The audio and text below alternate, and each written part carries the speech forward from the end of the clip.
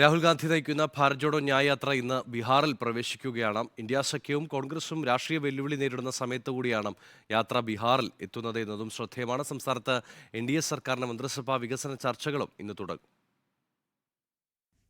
2 ദിവസത്തെ പര്യടനത്തിന് രാഹുൽ ഗാന്ധി നയിക്കുന്ന ഭാരത് ജോഡോ ന്യായ് യാത്ര ഇന്ന് ബീഹാറിലെത്തും. കിഷൻഗഞ്ചിൽ യാത്രയെ നേതാക്കൾ സ്വീകരിക്കും. ബസ്സിലും കാറിലും പദയാത്രയുമായാണ് ഇന്നത്തെ പര്യടനം.